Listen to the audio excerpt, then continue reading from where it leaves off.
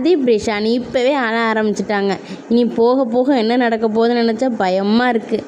எங்கே கிளம்பிட்டோம்னா நம்ம பிரதீப் ரிஷானுக்கு 3.5 மாத தடுப்பூசி போட போகிறோம். மிஸ் ஆனனால இப்போ ஒவ்வொரு மந்த்தும் எங்களுக்கு டிலே ஆயிடுச்சு. அதனால் எப்போதும் போகிற இடத்த தவிர மற்ற எல்லா இடத்துலையும் போட்டுக்கிட்டு இருக்கோம் தடுப்பூசி பிரதீப் ரிஷானுக்கு. போன மாதம் வேறொரு இடத்துல போட்டோம். இந்த மாதம் ஏரியா நர்ஸ் சொல்லிட்டாங்க, நான் மாரியம்மன் கோயில் தெருவில் இருக்கோம், அங்கே வந்து போட வாங்கன்னு சொல்லிட்டாங்க. அங்கே போகணுன்னா கிழக்கு சைடில் போகணும். அங்கிட்டு எங்கள் மெயினில் நாங்கள் இருக்கோம், ஆனால் ரோடு மட்டும்தான் இருக்கும். ஆனால் கிழக்கு சைடு போனால் ஃபுல்லாக கடையாக தான் இருக்கும். எங்கள் ஏரியா பக்கம்தான் ரோடு இருக்கும். ஆனால் அந்த சைடு கடற்கரை சைடு தான் நிறைய வீடு எல்லாமே இருக்கும். அங்கே அதோடு போயிட்டு இருக்கும்போது ரோடு போட்டுட்டாங்க கடற்கரை சைடில். எங்களை இறங்கி நடந்து போக சொல்லிட்டாங்க. நாங்களும் புதுசு, அங்கிட்டு கோயில் பக்கம்தான் இருக்குது வாங்கன்னு சொன்னாங்க நர்ஸு. அங்கே போனால் கோயில் மட்டும்தான் இருக்குது, ஆனால் யாரும் போட காணோம். அதோட கோயிலுக்கு போய் சாமி கும்பிட்டுட்டு பிரதீப் ரிஷான் மறுபடியும் நடைப்பயணத்தை கிளப்பிட்டோம். எங்கே போடுவாங்க அப்படின்னு சொல்லிட்டு நெடுக கேட்டுக்கிட்டே போனோம்.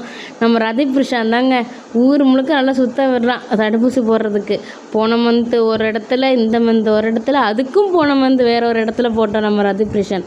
ஒரு வழியாக கண்டுபிடிச்சாச்சு பிரதீப் ரிஷானுக்கு தடுப்பூசி போடுற இடத்த. போகும்போது 2 பேர் தாங்க இருந்தாங்க ஊசி போடுறதுக்கு. ஆனால் அதுக்கப்புறம் நிறைய பேர் வந்துட்டாங்க. ஆனால் இருந்தாலும் நாங்கள் 6வது ஆளாக தான் போட்டோம். நம்ம பிரதீப் ரிஷான் ஜாலியாக விளையாண்டுட்டு இருந்தாங்க. அடுத்து நமக்கு தான் ஊசின்னு தெரியாமல் என் தங்க பிள்ளை. அதுக்கப்புறம் ஊசி போட்டோன்னு ஒரே அழுகங்க.